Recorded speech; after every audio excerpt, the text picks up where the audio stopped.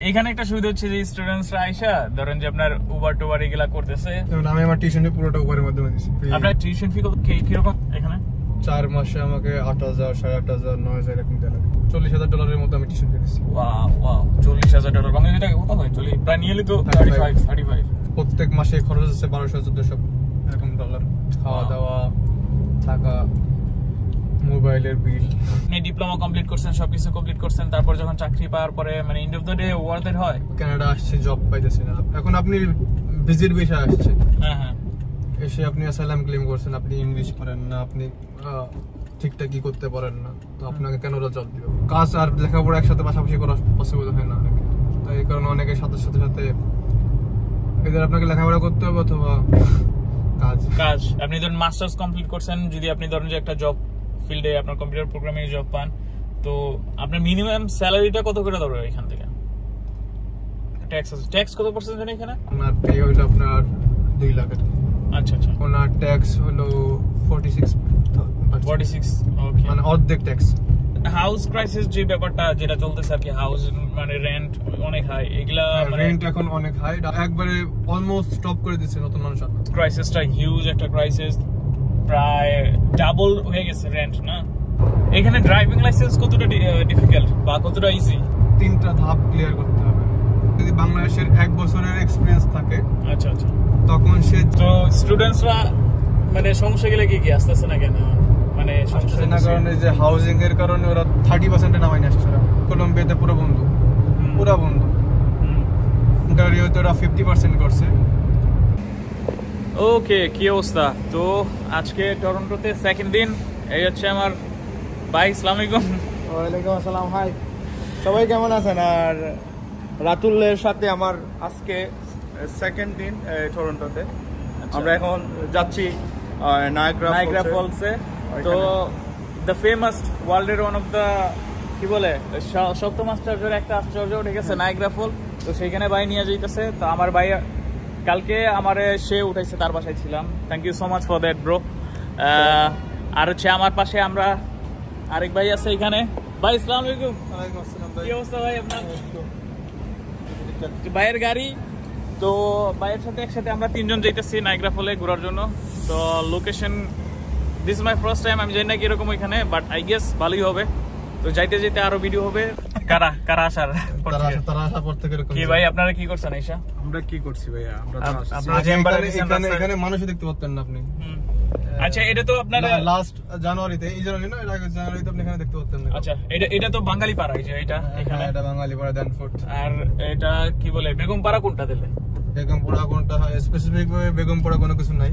আচ্ছা, তাহলে বেগম পাড়া যে বলে যারা, তারা মানে বেগম পাড়া বলতে স্পেসিফিক ভাবে কিছু নাই। এটা হলো আপনার এখানে কতগুলো জায়গা আছে বাংলাদেশের যারা রিচ বলেন না কি, মানে খুলে বললাম, যারা রিচ তারা এখানে টাকা এনে, এখানে কিছু রোড আছে ওখানে মানে আধিক্য বেশি ওদের।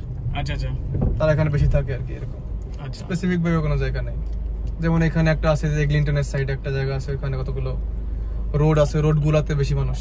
আচ্ছা, তারা কি রিচ মানে জেনুইন রিচ না সেটা তো সিন্ডিকেট রিচ? সেটা তো আল্লাহ জানে। ব্রো, বাংলাদেশের মানুষ অনেকে জানে না। বাংলাদেশের মানুষ অনেকে জানে না যে বাংলাদেশ সবথেকে ধনী কান্ট্রির ভিতরে একটা, কারণ এখানে সবথেকে তাড়াতাড়ি মিলিনিয়ার হওয়া যায়। আচ্ছা, আপনি জানতেন এটা? না, আমি তো দেশের বাইরে, দেশ থেকে 10 বছর হয়ে গেছে দেশের বাইরে। তো মিলিনিয়ার হওয়ার ক্ষেত্রে বাংলাদেশ আগায়। তো এই যে বেগম পাড়া, ঠিক আছে, এগুলার বেগম পাড়াই বলা যায়। সব বাংলাদেশি কাজকর্ম এখানে, সব বাংলাদেশের লুটপাট করা টাকা এইখানে দেওয়া হয়েছে। গার্লসে তারা ইনভেস্ট করছে, হয়তোবা কেউ বিকাম রিচ। সাদা এখানে দেখা যায় না ব্রো, সব তো বাঙালি দেখি আমি। হ্যাঁ, এখানে বাঙালি। আর একটা জায়গা আছে সেখানে ইন্ডিয়ান, ব্র্যাম্পটন। এখান থেকে এখানে তো একটা রোড, আর ব্র্যাম্পটন হলো একটা সিটি, পুরোটা ইন্ডিয়ান। আপনি এখানে গেলে পাঞ্জাবি ছাড়া কাউকে পাবেন না। পাঞ্জাবিদের আবার আছে এখানে, পাওয়ার আছে। তারা অলরেডি পার্লামেন্টের ভিতরে ঢুকে গেছে। 8টা মন্ত্রী ইন্ডিয়ান। ট্রুডো তো তার এখানকার, আমাদের এখানকার এমপি কিন্তু বাংলাদেশি। আচ্ছা, ঠিক আছে। ডলি বেগম। সে কি ফেমিনিস্ট? না, ফেমিনিস্ট না। ফেমিনিস্ট হলে সমস্যা, ফেমিনিস্ট হইতেই পারে সে, যেহেতু কানাডাতে আছে, Canada it's kind of feminist country. Downtown একটা জায়গা আছে, সেটা হলো আপনার কিসের জন্য বেস্ট, পৃথিবীর সব থেকে সেফ জায়গা যারা একটু জিবিটি আছে টাইপের, চ্যাট জিবিটি। ওকে, মানে ইনবিটুইন যারা আছে, ইনবিটুইন গ্রুপ, ব্রো ইনবিটুইন গ্রুপ চারদিকে হয়ে গেছে। একটা রাস্তা আছে নাম হলো চার্চ স্ট্রিট, পুরোটা হলো চ্যাট জিবিটি এর জায়গা। আমি মন্ট্রিয়ালে ছিলাম আর কি, ঠিক আছে? মন্ট্রিয়ালে আপনার রিম্বো গ্রুপের যে একটা রোড আছে, রিম্বো গ্রুপ, ঠিক আছে? আমরা তো এগুলো বলি না, আমরা এখানে চ্যাট জিবিটি বলি আর কি। এখানে একটা সুবিধা হচ্ছে যে স্টুডেন্টসরা আইসা ধরেন যে আপনার উবার টুবার এগুলা করতেছে, তাদের মানে ফ্লেক্সিবিলিটিটা ভালো। যেমন আপনি যদি ডাউনটাউনে যান দেখবেন যে হিউজ পরিমাণ সাইকেল এবং অনেক অনেক ড্রাইভার। আগে ছিল, 1 বছর আগেও এত ড্রাইভার ছিল না, খাবার পরে থাকতো। উইন্টার লাস্ট আমি যখন আসছি 2022-এর উইন্টারে, তখন আপনি রেস্টুরেন্ট এগুলোতে দেখলে এরকম পাজা ভর্তি খাবার, ড্রাইভার নাই। এখন যা দেখবেন যে অর্ডার নেই। না ওইটাই বলতেছি, কারণ হচ্ছে ফ্রান্সে বিশেষ করে আমি যদি বলি, আমাদের এখানে আপনার রেসিডেন্ট কার্ড লাগবে, নাহলে ন্যাশনালিটি হইতে হবে আপনার অ্যাকাউন্ট খোলার জন্য। এখানে আপনার ওয়ার্ক পারমিট, যে কোনো একটা ওয়ার্ক পারমিট হবে। ওইটাই মানে এই সুবিধাটাই আর কি বড় জিনিস আর কি। তো ওই অনেক কান্ট্রিতে আছে এই সুবিধাটা নাই। যেমন আমি আমার টিউশন পুরোটা উবারের মাধ্যমে দিছি। তাই নাকি? তাহলে তো ভালো। টিউশন ফি, আপনার টিউশন ফি কত, কিরকম এরকম এখানে? প্রত্যেক 4 মাসে আমাকে 8,000, 8,500, 9,000 এরকম দেওয়া লাগে। ওয়াও। আপনার দ্যাট মিন্স বছরে 3 বার, মানে 2 বছরের ভিতরে আমার 4টা সেমিস্টার করা লাগছে। আচ্ছা আচ্ছা। Plus next term pay off, অর্ধেক পে অফ করে অলরেডি 20, আর নেক্সট এটা 5 নাম্বারটা অর্ধেক পে অফ করেছে। অলরেডি $40,000 মতো আমি টিউশন ফি দিছি। ওয়াও ওয়াও, $40,000 বাংলাদেশে টাকা কত হয়? প্রায় নিয়ারলি তো 30 লাখ, 35 লাখ। ইউজ টাকা, 35 লাখ ইউজ। প্লাস আমার প্রত্যেক মাসে খরচ আছে 1200-1400 এরকম ডলার, খাওয়া দাওয়া, থাকা, মোবাইলের বিল, আশেপাশে আরো আছে। ইউজ ভাই, এন্ড অফ দ্য ডে মানে ওয়ার্থ ইট হয় নাকি? ধরেন যে আপনি ডিপ্লোমা কমপ্লিট করছেন, সবকিছু কমপ্লিট করছেন, তারপর যখন চাকরি পাওয়ার পরে মানে end of the day worth it হয়? আপনি যখন সবাইকে জিজ্ঞেস করবেন যে জবের অবস্থা কি, সবাই বলবে যে খারাপ। যেমন এখানে একটা আছে যারা বলে যে আমি করব, কানাডা আসছে জব পাইতেছি না। এখন আপনি ভিজিট ভিসা আসছে, হ্যাঁ হ্যাঁ, এসে আপনি অ্যাসাইলাম ক্লেম করছেন, আপনি ইংলিশ পারেন না, আপনি ঠিকঠাক কি করতে পারেন না, তো আপনাকে কেন ওরা জব দিবে বলেন? ঠিক আছে, এখানে আসছেন ভিজিট ভিসায়। আচ্ছা, এখন আপনি যদি আপনার কাছে ফার্স্টে আসতে 4-5 মাস আপনার লাগবে ওয়ার্ক পারমিট আসতে, তো আপনি আশা করেন কিভাবে যে আপনার জব হবে? ঠিক আছে। আর একটা হলো এই যে যারা আপনার স্টুডেন্ট, ম্যাক্সিমাম এই যে কাজ করতে করতে 10 ঘন্টা 12 ঘন্টা কাজ করে, অ্যাটলিস্ট মাথায় তো আপনার এগুলো থাকতে হবে। অবশ্যই অবশ্যই অবশ্যই। জব নিয়ে বসে আছে ভাই, এই যুগে হাজার জব।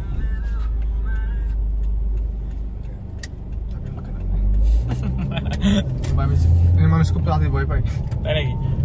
ঠিক আছে, সবকিছু নিয়ম কানুন অনুযায়ী না। আচ্ছা, জবের ব্যাপারটা বলতেছিলেন যে, তো আপনি মনে করেন এখানে যারা স্টুডেন্ট থাকে, প্রতিনিয়ত আপনার টিউশন ফিস বলেন, ওনার এক্সপেন্স যেটা আছে সেটা সবকিছু কন্টিনিউ করার জন্য তাদেরকে 7-8 ঘন্টার উপরে কাজ করা লাগে। আচ্ছা, অন্যান্য কাজ থাকে। আচ্ছা আচ্ছা। তো কাজ আর লেখাপড়া একসাথে পাশাপাশি করা পসিবল হয় না অনেকে, তাই এই কারণে অনেকে সাথে জবও তো পায় না। এদের আপনাকে লেখাপড়া করতে হবে অথবা কাজ না, তা ঠিক আছে, কারণ মানে অনেক বড় একটা পেন না। আপনি সবাই তো আর পারে না যে আপনার দুইটা একসাথে কন্টিনিউ করবে। এই কারণে আপনার অনেকের কাছে মনে হয় যে জব নাই। জব আপনি আপাতত শর্টেজ আছে, বাট আপনার ভিতরে যদি থাকে কেন তারা হায়ার করবে না বলেন? ঠিক আছে। আর ধরেন যে এভারেজে ধরেন যে আপনি কি নিয়ে পড়তেছেন? কম্পিউটার প্রোগ্রামিং তো ভালো সাবজেক্ট। যারা কম্পিউটার প্রোগ্রামিং, আপনি ধরেন মাস্টার্স কমপ্লিট করছেন, যদি আপনি ধরেন যে একটা জব ফিল্ডে আপনার কম্পিউটার প্রোগ্রামিং জব পান, তো আপনার মিনিমাম স্যালারিটা কত করে ধরবে এখান থেকে? 1 লাখ তো না পার ইয়ার হিসাবে। হ্যাঁ, আচ্ছা আচ্ছা। That means nearly 9,000 8,000 Canadian dollar. Tax সবকিছু কাটবে তো। এবার ট্যাক্স আছে। ট্যাক্স কত পার্সেন্ট জানেন এখানে? এখানে ট্যাক্সের একটা আছে, যেমন আমার একটা ওই যে আমার ফ্রেন্ডের খালু, জি উনি সফটওয়্যার ইঞ্জিনিয়ার, আচ্ছা ওনার পে হইলো আপনার 2 লাখ আর কি। আচ্ছা আচ্ছা ওনার ট্যাক্স হলো 46, 46 ওকে মানে অর্ধেক ট্যাক্স। আচ্ছা আচ্ছা বাট এখানে বেনিফিট হলো আপনার রিটায়ারমেন্টের পরে সবকিছু ওরা দেখবে, গভর্নমেন্ট আপনার ট্যাক্সের উপর সবকিছু ডিপেন্ড করে।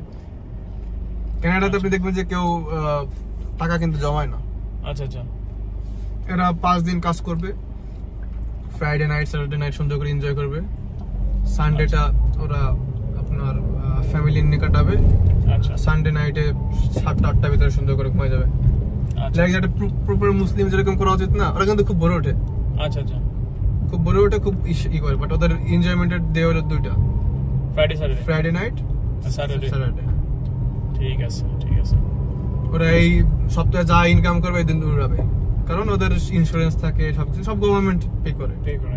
আই গেস যারা স্টাডি কমপ্লিট করে তারপর জব নিলে তাদের জন্য বেটার লাইফ।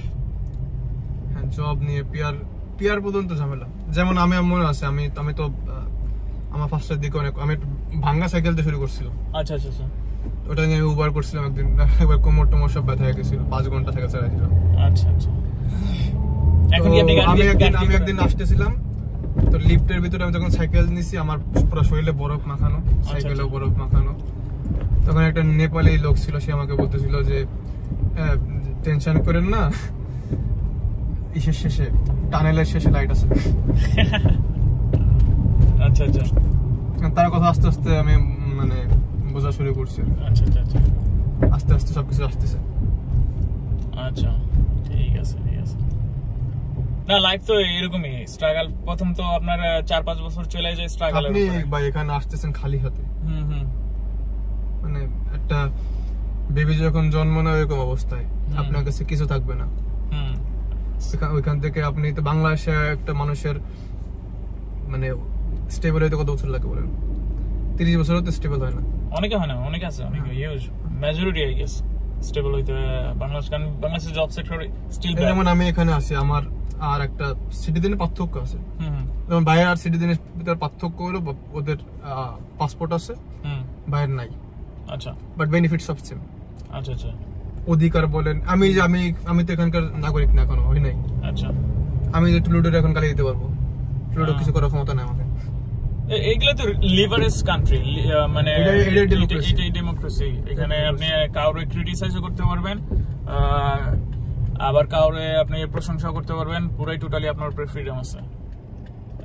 লিবারেস কান্ট্রি গুলো তো ম্যাক্সিমাম এখানে ফিলই হবে না যে আপনি আউটসাইড থেকে আসছেন। কিছু কিছু আছে রেসিস্ট, সব জায়গায় থাকে। ওইটা তো অবশ্যই। তবে আমেরিকা থেকে কানাডা মানে রেসিস্ট কম আর কি।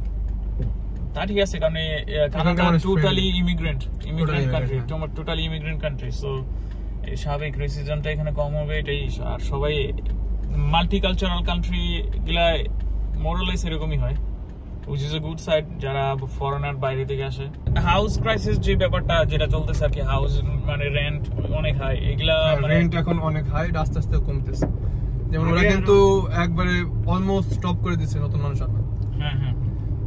তো এখানকারই হইলো সব মানুষ 2টা জায়গা যাচ্ছে, একটা হলো ভ্যানকুভারে যেতে, একটা টরন্টোতে। আচ্ছা আচ্ছা। তো এই 2টা জায়গার উপর প্রেসার বেশি পড়ে গেছে।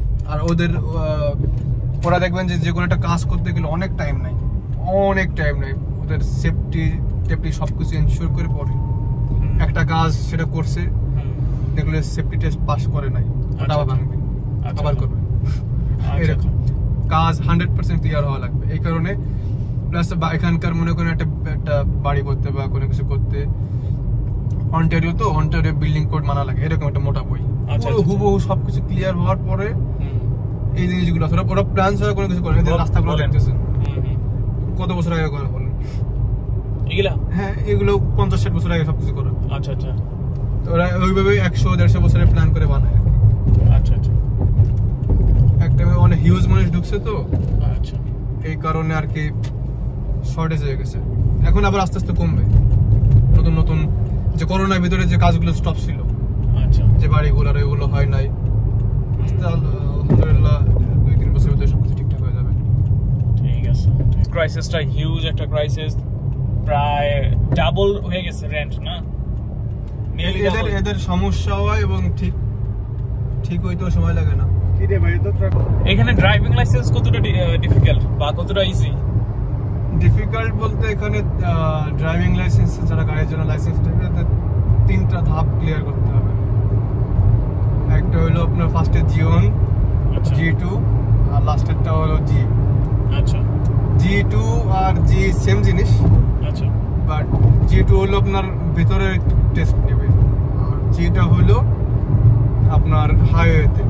আচ্ছা তো G2 5 বছর মেবি টাইম দেয়। এর ভিতরে আপনি যদি G না নিয়ে নেন, আচ্ছা আপনাকে আবার নলেজ টেস্ট মানে G1 আচ্ছা। রোড জীবন কি আপনার ওই Knowledge test. থিওরিটিক্যাল?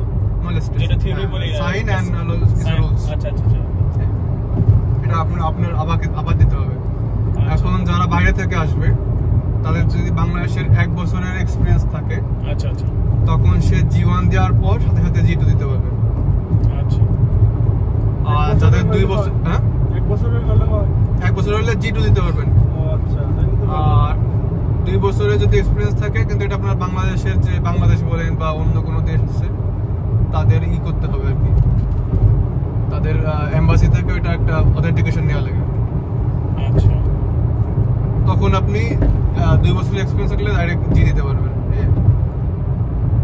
যেমন আমি কিন্তু ডিরেক্ট জি দিয়েছিলাম। আচ্ছা আচ্ছা। আমি মানে G1 দিয়া G দিয়ে দিছিলাম, G2 দেওয়া লাগে না, আমরা এখন ডনবেরি থেকে গার্ডেনারে উঠলাম। এটা হলো ডাউন টাউনের উপর থেকে, আপনি এখান থেকে সিএন টাওয়ার দেখতে পারবেন। এই পুরো টাউন সেই স্বপ্নের CN টাওয়ার, CN যারা টাওয়ার এখানে। হাজারো বাঙালি এই তো তরুণদের স্বপ্নের শহর, স্বপ্নের স্থান। স্বপ্নের স্থান। স্বপ্নের শহর কানাডার টরন্টোর ডাউন টাউন। এই যে এখানে অনেক সুন্দর বিল্ডিং আশেপাশে, আর বিশেষ করে যারা কানাডাতে ট্যুরে আসে, যদি এই জায়গাটায় না আসে, ওই যে সোজা দেখা যাচ্ছে CN টাওয়ারটা, এটা আসলে এই জায়গায় না আসে তাইলে এই কানাডার যে ফিল্ডে সেটাই পাওয়া যায় না। সেটাই পাওয়া যায় না। এটা আবার রাতের বেলা অনেক সাইডে লেক, এই ডাউন টাউন, আর এই সাইড হলো আপনার লেক অন্টারিও। ঠিক আছে, nice nice.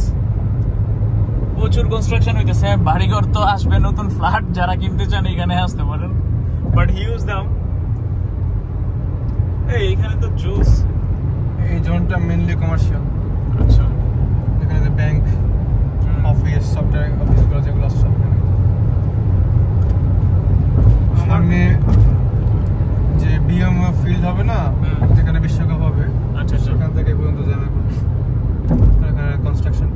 Nice nice nice, very nice. তো স্টুডেন্টসরা মানে সমস্যা গেলে কি আসতেছে না কেন?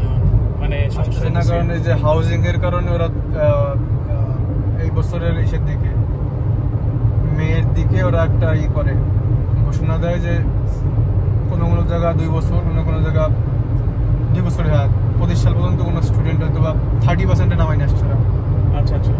যেমন ব্রিটিশ কলম্বিয়াতে পুরো বন্ধ, পুরো বন্ধ। অন্টারিওতে ওরা 50% করছে, বাকি জায়গা নিচ্ছে আর কি। আচ্ছা আচ্ছা। তাও প্রায় 60% নামাই নিয়ে আসছে। আচ্ছা, 40% কম মানুষ আসবে। তো হাউস ক্রাইসিস আর হচ্ছে মানে সরকারি চাইতেছে না যাতে বেশি একটা স্টুডেন্ট আসুক। হাউস ক্রাইসিস মেন জিনিস। আচ্ছা, ইনফ্লেশন হলো না, হ্যাঁ হ্যাঁ। ওই কারণে। Pirates of the Caribbean flag.